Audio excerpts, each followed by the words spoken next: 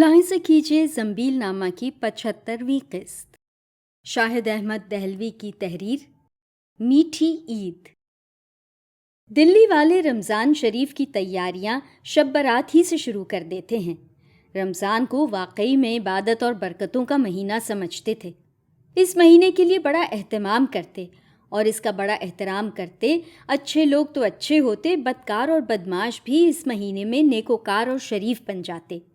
Chitli cover के एक नामी 10 नंबरिए को हमने देखा है कि रमज़ान का चांद देखते ही अपनी तमाम बेहुदा हरकतों से तायब हो जाते। चांद देखते ही उनकी काया पलट हो जाती। पूरे रोज़े रखते, 5 वक्ता नमाज पढ़ते, तरावियों में भी पाबंदी से शरीक होते, खैर खैरात और हाजतमंदों के साथ सुलूक भी करते। हद ये कि रमज़ान दाढ़ी भी नहीं मुंडवाते थे। रमज़ान शरीफ का एहतराम इस शिद्दत से किया जाता था कि बाज़ारों में कोई खाने पीने की चीज़ तीसरे पहर से पहले नहीं मिलती थी। किसी घर से धुआं उठता दिखाई न देता था। छोटे बच्चों को सहरी का बचा खुचा चुप चुपाते खिला दिया जाता। फेरी वाले भी दोपहर के बाद महल्लों में आने शुरू होते थे। जाड़ों के रोज़े तो बकौल दिल्ली वालों के मुफ्त के होते हैं। मज़ा गर्मियों के रोज़ों में आता था। मई जून की गर्मी अलमानो अल हफीज़। सुबह 4 बजे से लगभग रोज़ा बंद करने का धौंसा बज जाता और जामे मस्जिद के सामने गोले चल जाते। रोज़ा रखने वाले वज़ू कर तिलावत कुरान शरीफ में मसरूफ़ हो जाते। कुछ देर बाद ही दिल्ली की 1200 मस्जिदों से आज़ानों की दिलकश आवाज़ें बुलंद होने लगती। मर्द महल्लों की मस्जिदों में नमाज पढ़ने चले जाते। नूरे ज़ुहूर का वक्त अजब सुहाना समा होता। इबादत से रूह में फरहत पैदा हो जाती। नमाज के बाद कोई वजीफ़ा पढ़ता, कोई एतकाफ़ करता, कोई दुरूद व सलाम करता। मस्जिद से आने के बाद मज़दूर और कारीगर अपने अपने काम पर रवाना हो जाते या अपने अपने ठिये संभाल लेते। 10 बजे के बाद से आग बरसने लगती, लिहाजा अव्वल वक्त ही काम धाम से फारिग हो लेते और ज़ोहर के वक्त उठ खड़े होते, मस्जिद में नमाज पढ़ते और घर चले आते।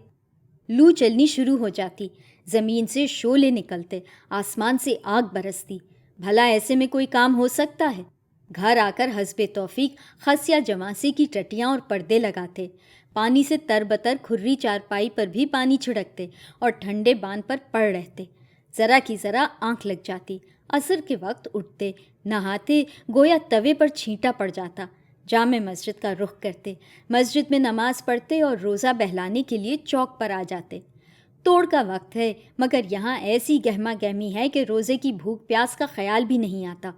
जान पहचान का कोई न कोई ज़रूर मिल जाता है, उसके साथ थोड़ी देर घूमे फिरे। रोज़ा खुलने में जब थोड़ी सी देर रह गई तो लौंग चढ़े, कलमी बड़े, तलन, दही बड़े वगैरह लेकर घर का रुख किया।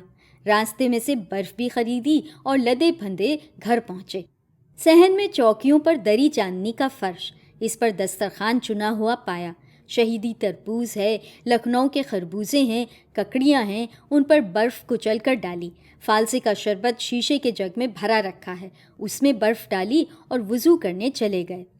प्यास के मारे बुरा हाल था, मगर क्या मजाल के हरफ़े शिकायत ज़बान पर आ जाए। मुँह ही मुँह में कुछ पढ़ते गुस्ल खाने से निकले और चौकियों पर आ बैठे। बीवी बच्चे भी दस्तरखान पर आ गए। इतने में गोला चला, धन न न न न। सब ने खजूर से रोज़ा खोला और शरबत पिया, इफ्तारी खाई और नमाज पढ़ने खड़े हो गए। नमाज के बाद सब ने खाना खाया और मज़े मज़े की बातें होने लगी। कुछ देर सुस्ताने के बाद तरावियों के लिए जामे मस्जिद जा पहुँचे। बड़े इमाम जी ने इशा की नमाज पढ़ाई। नमाज के बाद हाफिज़ों ने अपनी अपनी जमातें कायम की। जामे मस्जिद के वसी सहन के चप्पे चप्पे में जमातें खड़ी हो गईं।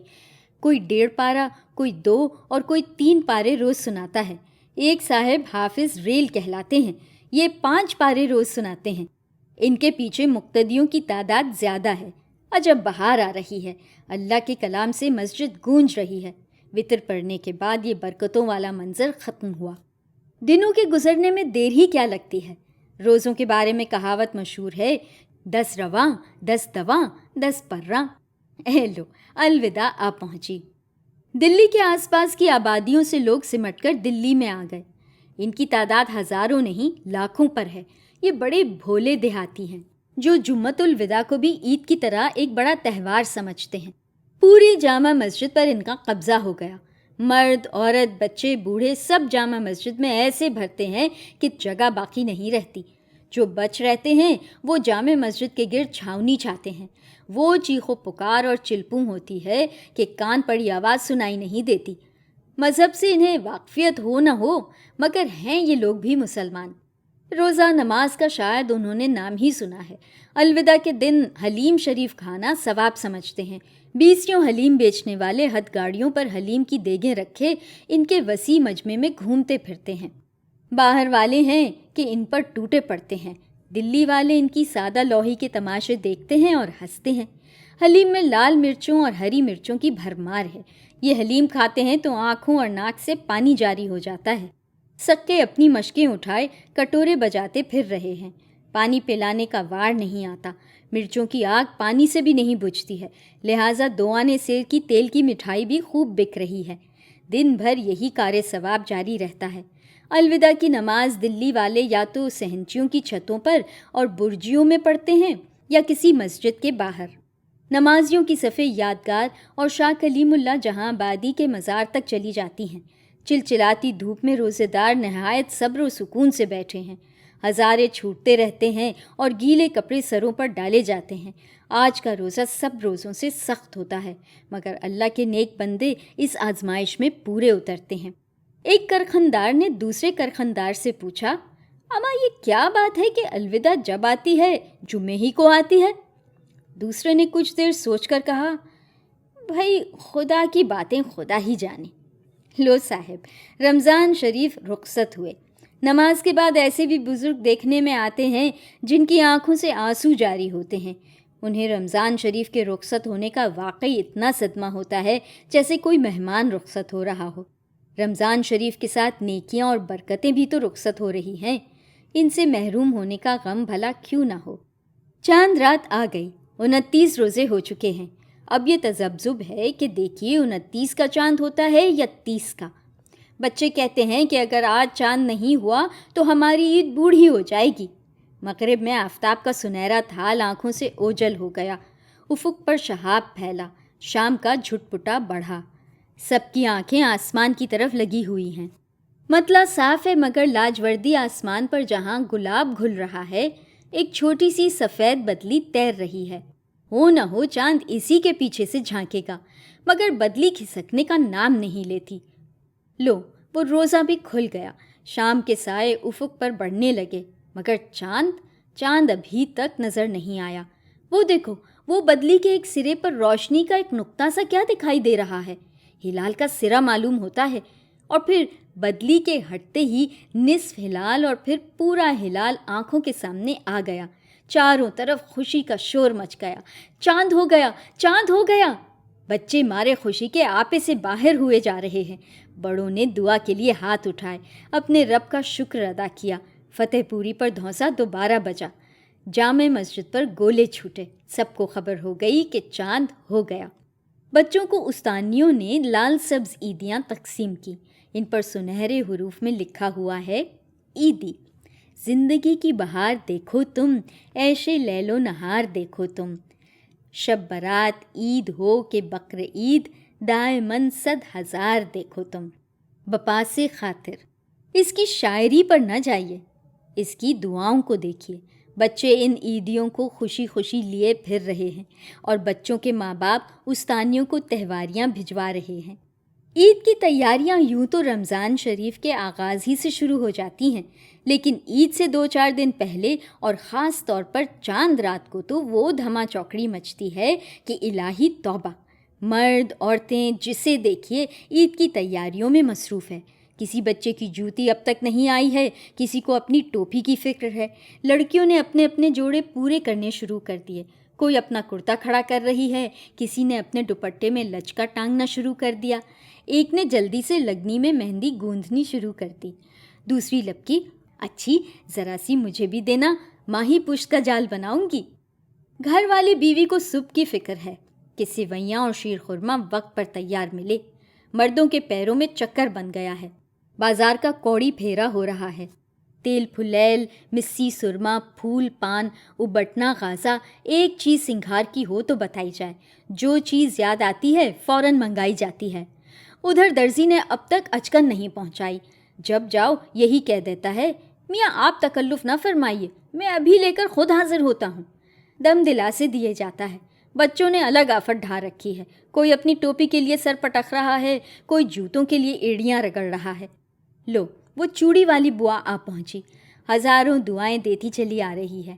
الہی دودھوں نہاؤ، پوتوں پھلو، سر کی بادشاہی بنی رہے، بچوں کے کار دیکھنا نصیب ہوں، بچوں کے نصیبیں کھلیں۔ کولے پر بڑا سا ٹوکرا کھڑا ہے، اس میں چوڑیوں کے لچھے بھرے ہیں۔ گھر والی بیوی نے دیکھا تو چٹک کر بولی، اے بھی اب بھی ناحق آئیں۔ اے بیگم، اللہ تمہیں سلامت رکھے، تہوار کا سرا ہے، ابھی تو سویرا ہی ہے۔ لو بوا، آدھی رات ہونے کو آئی، تمہیں سویرا ہی دکھائی دے رہا ہے؟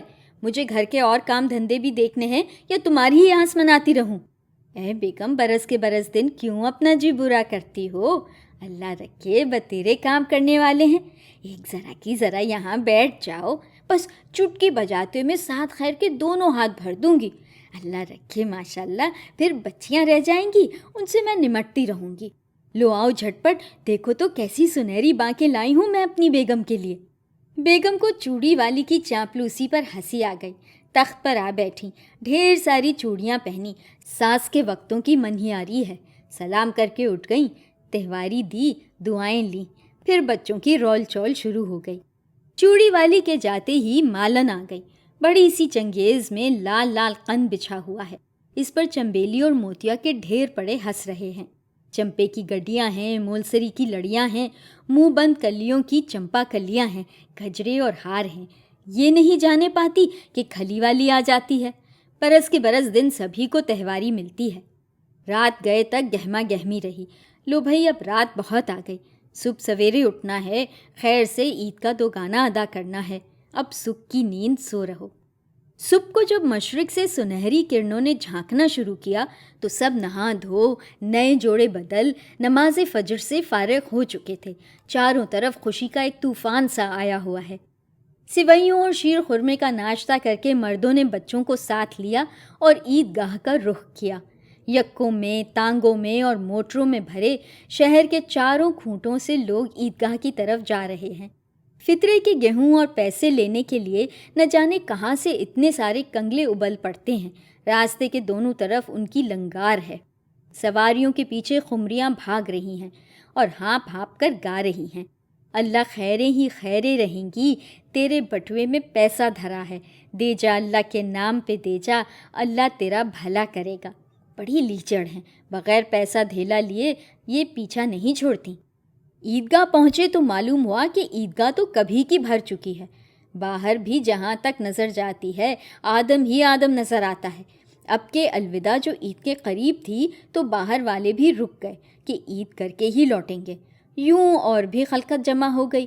عیدگاہ کی دیواروں پر مکبر کھڑے ہو کر رومال ہلانے لگے، مطلب ہے کہ صفیں سیدھی کر لو۔ کرخندار بھائی اپنے گود کے بچوں کو بھی لے آئے تھے، ایک کندھے پر، ایک گود میں، ایک کی انگلی پکڑے ہوئے، ایک نے دامن پکڑ رکھا ہے۔ بچے بہت خوش ہیں۔ کندھے والے بچے کا مارے خوشی کے پیشاب نکل گیا تو ہت تیری کی کہہ کر اسے کندھے پر سے اتارا۔ اس نے رونا شروع کیا تو اسے چمکار پچکار کے چپکا کیا۔ جلدی سے رومال بچھا کر صف میں کھڑے ہو گئے اور بچوں کو آگے بٹھا لیا۔ مکبروں نے تکبیریں کہنی شروع کر دیں، کسی نے نہیں سنی۔ کنکھیوں سے ادھر ادھر دیکھ کر ہاتھ باندھ لیے، مگر برابر والے نے ہاتھ چھوڑ رکھے تھے، اس لیے جھٹ ہاتھ چھوڑ دیے۔ وہاں قرت شروع ہو چکی تھی، اس لیے ایک دوسرے کی دیکھا دیکھی دوسرے رکعت میں بھی یہی افراتفری رہی۔ کسی نے تکبیر سن کر ہاتھ چھوڑ دیے تو کوئی رکوع میں چلا گیا، کوئی رکوع میں ہے تو کوئی سجدے میں پہنچ گیا۔ غرض جب سلام پھرا تو دور کی صفیں سجدے ہی میں پڑی تھیں۔ بچوں نے نیت باندھنے کے بعد سے جو دل لگا کر رونا شروع کیا تو سلام پھیرنے تک ایک آواز سے روتے رہے۔ نمازیوں نے فکرے کسے، اماں سارے ٹبر کو اٹھا لائے، ان کی اماں کو بھی لے آتے نا۔ بیچارے کیا کہیں، خون کیسے گھونٹ پی کر خاموش ہو رہے اور بغیر خطبہ سنے ہی وہاں سے روانہ ہو گئے۔ عیدگاہ سے لوگ چلنا شروع ہوئے تو بچوں کے لیے تھڑی والوں سے کھلونے خریدے۔ بھلے مانسوں نے قبرستانوں کا رخ کیا، کوئی قدم شریف گیا، کوئی کلو کے تکیے میں، کوئی خواجہ باقی اللہ میں اپنی ہڑوار میں پہنچا۔ وہیں سے گلاب کے پھول اور اگربتیاں بھی خریدیں، اپنے پیاروں کی قبروں پر گئے، سکے کو آواز دی، قبروں پر مشقیں چھڑوائیں، پھول ڈالے، اگربتیاں جلائیں، فاتحہ پڑھی، بچوں کو بتایا کہ کس کس کی قبریں ہیں، قبرستان سے باہر نکل کر تانگا کیا اور جامع مسجد پہنچے۔ مٹیا محل کے بازار سے مٹھائی اور کچوریاں لیں، پان خریدے اور گھر جا پہنچے۔ محلے والوں سے عید ملے، رشتے کنبے کے جو لوگ آتے رہے ان سے بھی گلے ملتے رہے۔ دلوں کی کدورتیں دور ہوئیں، تن کے ساتھ من بھی اجلے ہو گئے۔ بڑوں نے چھوٹوں کو عیدیاں دیں، کہاروں اور چماروں کے ہاتھ عزیزوں میں حصے بھیجے گئے، بھانڈوں اور ہجڑوں کی ٹولیاں مبارکبادیاں گاتی آئیں، انہیں بدھاوے دیے، کمینوں کو انعام دیے، دسترخوان بچھا، سب نے ساتھ بیٹھ کر کچوریاں، شامی کباب، سیخ کے کباب، مٹھائیاں اور سوئیاں کھائیں، پھر رشتہ داروں اور دوستوں سے عید ملنے نکل گئے، گلے شکوے دور ہوئے، روٹھے ہوئے من گئے۔ اگلے دن ٹر کا میلہ ہوا۔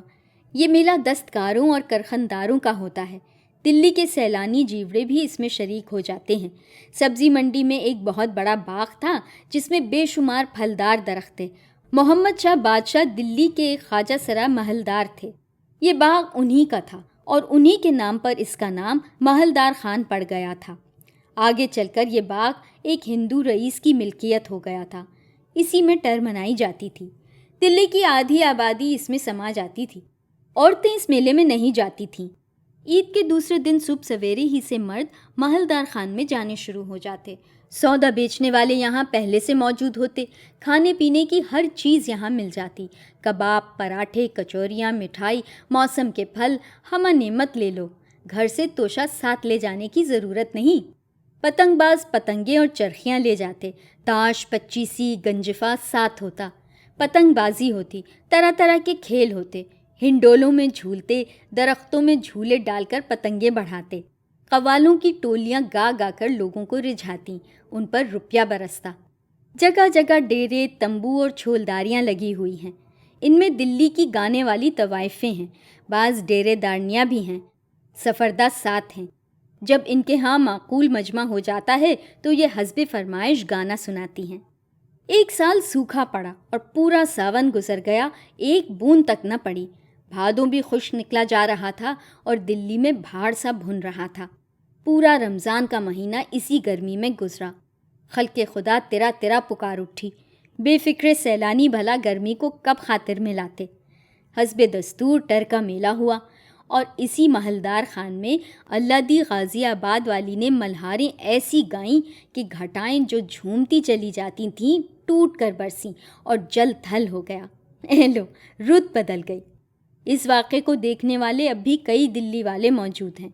ہم تو اسے حسن اتفاق ہی سمجھتے ہیں، مگر کئی جنوں کا کہنا ہے کہ یہ راگ کی تاثیر تھی کہ بارش ہوئی، اور ثبوت میں میاں تانسین اور بیجو باورے کے روایتی قصے سناتے ہیں کہ وہ دیپک راگ گا کر آگ لگا دیتے تھے اور ملہار گا کر میں برسا دیتے تھے۔ واللہ عالم بالصواب۔ شام تک محلدار خان میں یہی رونق رہتی تھی۔ 25-30 سال ہوئے محلدار خان کا مالک کوئی اور ہندو رئیس بن گیا۔ اس نے مسلمانوں پر اپنا باغ بند کر دیا تو بڑا میلہ اوکھلے میں ہونے لگا، مگر وہ بات کہاں مولوی مدن کی سی۔